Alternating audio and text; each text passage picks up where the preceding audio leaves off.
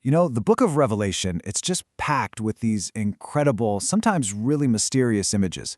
And today, we're going to unpack one of the most famous ones, the vision of the 144,000. It's a passage that has had people talking for centuries, right? So let's dive in and see what it's all about. So the vision kicks off with this really powerful scene. Picture this. A lamb, who we pretty much all understand to be Christ, is standing on Mount Zion. But he's not by himself. Nope. He's with this huge group, and it's a very specific number, 144,000 people. And get this, they all have his Father's name written right on their foreheads. A lamb?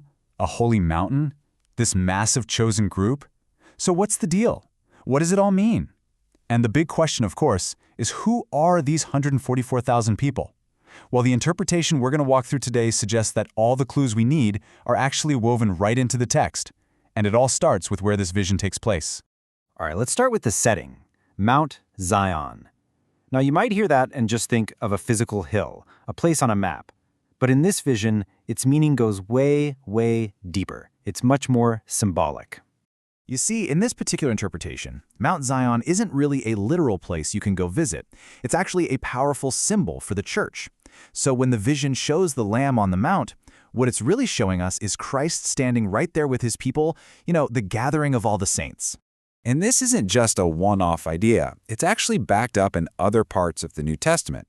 For example, if you look at the book of Hebrews, the writer uses Mount Zion to talk about the church of the firstborn. It's framed as this spiritual destination, the place where all believers come together. Okay, so we've got the visual, right? But this vision isn't just something you see, it's also something you hear. And let me tell you, the sound that's described, it is absolutely epic. I mean, just try to imagine that for a second. A sound that's as loud and powerful as a giant waterfall or a huge crack of thunder, but at the same time, it's as beautiful and musical as a whole orchestra of harps.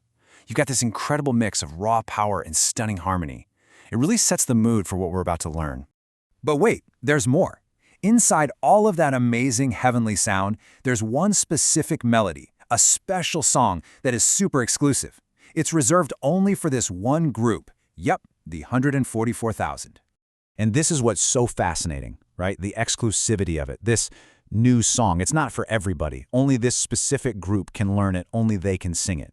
That little detail immediately tells us they're different. It suggests they've gone through something, some kind of unique experience that no one else can completely get. All right, so we've got the setting, we've got the sound, so let's get to the main event. Who are these people? The text actually gives us a really clear picture, almost like a character profile, breaking down exactly what they're like.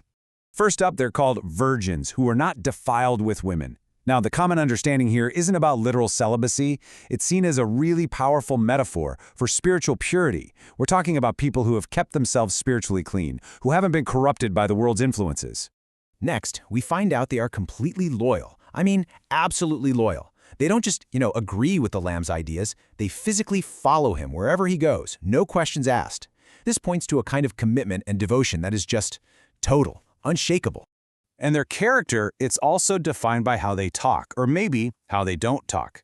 The text says no guile was found in their mouth. Guile, that means no deceit, no tricky manipulation, no lies. These are people of just absolute, pure integrity and truth. So you take all of that together, their purity, their loyalty, their integrity, and it all boils down to this one final description. They stand without fault before the throne of God. Wow. I mean, that's a pretty stunning way to sum up who they are. But there's one more clue. The text gives us this one crucial piece of the puzzle, a single word that kind of unlocks their whole identity, especially when you think about it in the context of the early first century church. And that word is first fruits. Now, this isn't just some random word thrown in there. It's a really important concept, and it helps us understand not just who these people are, but what they represent. So to get what first fruits means, we can just look at how it's used elsewhere. Think about it. Christ himself is called the first fruits of the resurrection. He was the very first to rise, which was a promise that many others would follow him. Well, in the exact same way, this interpretation views the 144,000 as the first fruits of the saints. They're like the initial harvest from that first century church, a down payment, a guarantee of a much, much bigger harvest still to come. Yeah, this term comes straight out of the old Jewish festivals. The Feast of First Fruits happened on the Sunday morning right after Passover. And check this out. In the year that Christ was crucified, that Sunday morning was the exact morning he was resurrected. His resurrection was the literal first fruit from the harvest of souls. So when you call the 144,000 first fruits, it really grounds their identity as that very first foundational generation of believers. Okay, so let's put all the pieces together. Based on this way of reading Revelation 14, who are the 144,000? Well, they're the saints from the first century church. They're known for their spiritual purity, their complete loyalty, and their incredible integrity. And it's important to remember, they aren't the only saints, not by a long shot, but they are the first. They're that symbolic first harvest that promises an even bigger one is on its way. And that kind of leaves us with something to chew on, doesn't it? This vision paints such a powerful picture of a group of people who are defined by their unwavering integrity. It really makes you stop and think. In our own complicated world today, what does it even mean to try and live a life that's without fault or without deceit? It's a big question. Thanks for diving into this with me today.